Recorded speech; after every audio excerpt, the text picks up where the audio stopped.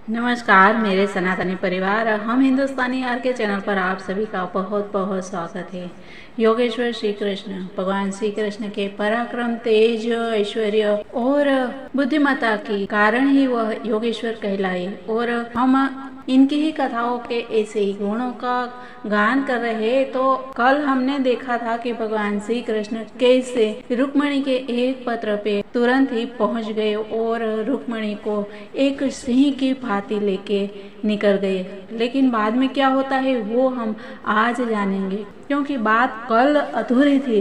तो इसके लिए मित्रों, अगर आप इस चैनल पर नए हैं तो हम हिंदुस्तानी आर के चैनल को सब्सक्राइब कर दीजिए, साथ ही बाजू वाले बेल आइकन को प्रेस कर दीजिए और वीडियो अंत में पसंद आता है तो लाइक और शेयर भी कर दीजिएगा। श्री कृष्ण द्वारा रुक्मिणी का हरण करने पर जरासंध सहित समस्त राजा अत्यंत क्रोधित हो उठे। रुक्मिणी के सौंदर्य से आहत होकर वे अपने अश्व तथा गजों की पीठ पर से गिर पड़े थे, किंतु अब वे उठने लगे और शस्त्रास्त्र उठाने लगे। अपने धनुष बाण उठाकर वे अपने रथ, अश्व, गजों आदि पर आरूढ़ होकर श्री कृष्ण का पीछा करने लगे। उनके आगे बढ़ने से रोकने के लिए यदुवंशी सैनिक मुड़कर उनके सामने आ गए। इस प्रकार दोनों योद्धा दलों में भयानक युद्ध आरंभ हो गया। लेकिन इसमें देखने की बात ये थी कि श्री कृष्ण के विरोधी राजाओं का नेतृत्व जरासंध कर रहा था और वे सभी युद्ध में अत्यंत कुशल थे। विरोधी राजाओं का निश्चय था कि वे श्री कृष्ण को हराकर रुक्मिणी को उनके संरक्षण में पुनः प्राप्त कर लेंगे। जब दोनों ओर से युद्ध बराबरी का हो गया, तब श्री कृष्ण के साथ बैठी हुई रुक्मिणी ने देखा कि विरोधी दल की ओर से यदु सैनिकों के मुख पर बाणों की वर्षा हो रही है। भयभीत मुद्रा में वे श्री कृष्ण के मुख की ओर देखने लगी और अपनी कृतज्ञता व्यक्त करने लगी कि भगवान श्री कृष्ण ने केवल उनके लिए इतना महान संकट उठाया है। उनके नेत्र चलायमान थे और वे अत्यंत दुखी प्रतीत हो रही थी। श्री कृष्ण तत्काल उनके मन की दशा समझ गए। उन्होंने इन शब्दों से उन्हें साहस बंधाया। प्रिय रुक्मिणी, चिंता न करो, निश्चिंत रहो। यदुवंश के सैनिक समस्त विरोधी सैनिकों का अविलंब वध कर देंगे। जब श्री कृष्ण रुक्मिणी से वार्तालाप कर रहे थे, तब यदुवंश की सेना के सेनापतियों ने भगवान श्री बलराम के नेतृत्व में शत्रु पक्ष के सैनिकों पर बाण वर्षा प्रारंभ कर दी। इससे जरासंध के नेतृत्व में लड़ रहे शत्रु को ज्ञात हुआ कि धीरे धीरे वे श्री कृष्ण के सैनिकों से पराजित हो रहे, तो उन्होंने शिशुपाल के लिए युद्ध में सेना को खोने का संकट उठाना बुद्धिमानी नहीं समझी। श्री कृष्ण के हाथों से रुक्मिणी को छुड़ाने के लिए शिशुपाल को स्वयं युद्ध करना चाहिए था, किंतु जब सैनिकों ने देखा कि शिशुपाल श्री कृष्ण से युद्ध करने के योग्य नहीं है, तब उन्होंने भी व्यर्थ में अपनी सेना को न खोने का निश्चय कर लिया। शिष्टाचार के कारण कुछ राजा शिशुपाल के समक्ष आए और उन्होंने देखा कि शिशुपाल उस व्यक्ति के समान जिसकी पत्नी खो गई, वो अत्यंत निरुत्साहित हो चुका था। उसका मुख सूख गया था, वह अपनी समस्त शक्ति खो बैठा था, उसके शरीर पर कांति नहीं रह गई थी। यद्यपि प्रारंभ में सभी राजा अपने वीरतापूर्ण कार्य के प्रति आश्वस्त थे, किंतु पराजय के पश्चात शिशुपाल का मनोबल बढ़ाने के लिए प्रशंसापूर्ण बातों के अलावा और कुछ न रह पाया। इस प्रकार शिशुपाल को अपने मित्रों द्वारा की गई प्रशंसा से ही संतुष्ट होना पड़ा। लेकिन यह देखकर रुक्मी निराश हो गया। अतएव रुक्मी और उसका मित्र शिशुपाल अपने अपने घर लौट गए। रुक्मी अत्यंत क्षुब्ध था और स्वयं श्री कृष्ण को पाठ पढ़ाने का इच्छुक भी था।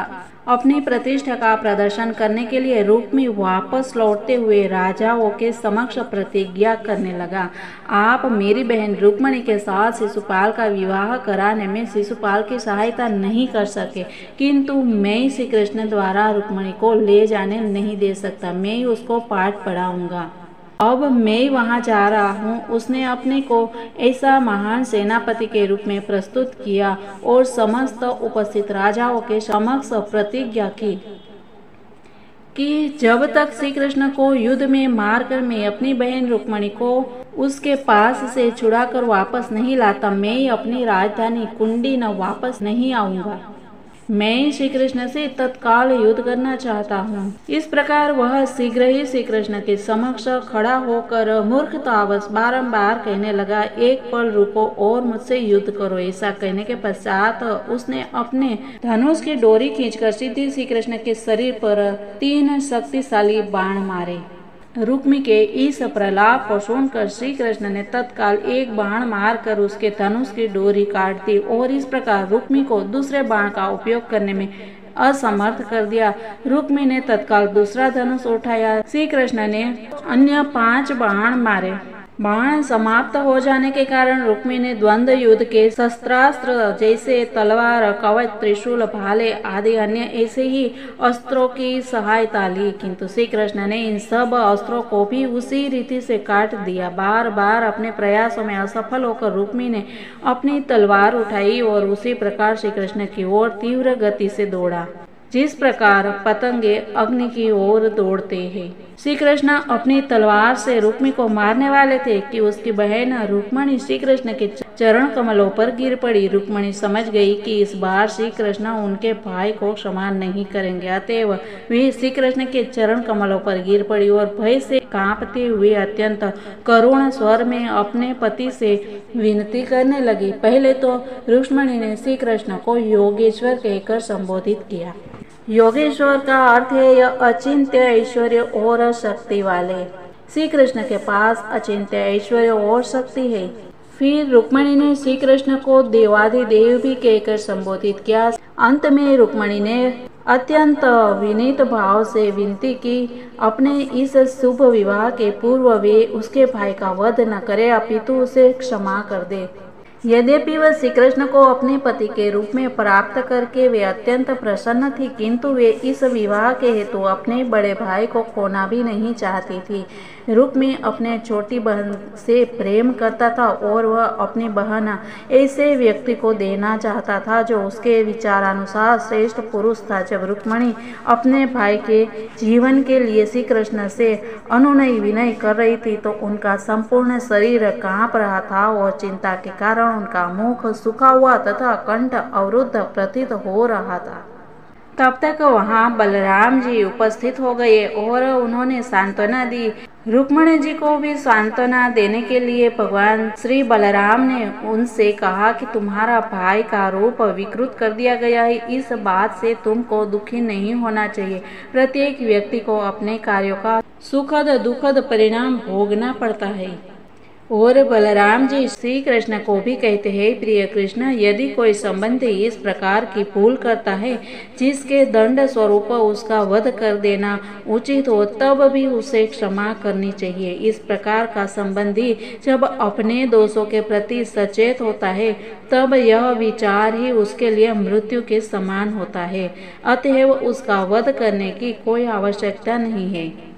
तत्पश्चात बलराम जी ने कुछ उपदेश दिया और इस ज्ञान उपदेश को सुनने के पश्चात रुक्मिणी जी तत्काल शांत एवं प्रसन्न हो गई। अपने भाई रुक्मी की दुर्दशा देखकर उनका मन अत्यंत विचलित हो गया था, किंतु अब उन्होंने अपनी मानसिक स्थिति को परिवर्तित कर लिया।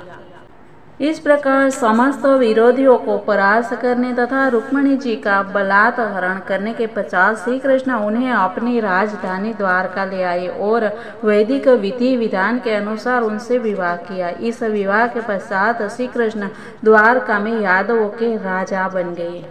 इस विवाह से समस्त नगरवासी हर्षित थे और इसमें कौरवों तथा पांडवों के मित्र राजाओं के प्रतिनिधि वहां उपस्थित थे। उनमें से कुछ राजा धृतराष्ट्र, 5 पांडव भाई, राजा द्रुपद, राजा शंतर्दन और साथ ही साथ रुक्मिणी के पिता भीष्मक भी थे। श्री कृष्ण द्वारा रुक्मिणी हरण किए जाने के कारण दोनों परिवार में प्रारंभ में कुछ मतभेद था, किंतु श्री बलराम विदर्भ के राजा भीष्मक के पास गए और साथ ही अनेक संतों ने भी उन्हें समझाया। तब वे श्री कृष्ण और रुक्मिणी के विवाह में सम्मिलित होने के लिए तैयार हो गए।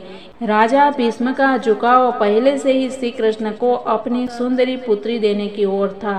किसी न किसी प्रकार से उनका प्रयोजन सिद्ध हो गया था।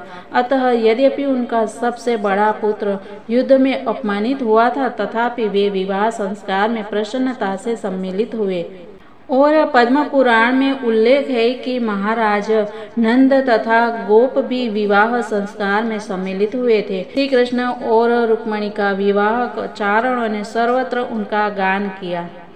सबके पालक श्री भगवान और श्री देवी लक्ष्मी जी का विवाह हो गया और सभी द्वारकावासियों को परम हर्ष का अनुभव हुआ। और इसी हर्ष और आनंद उल्लास के साथ ही मित्रों हम मिलते हैं कल। तब तक के लिए सबको जय हिंद, वंदे मातरम, भारत माता की जय।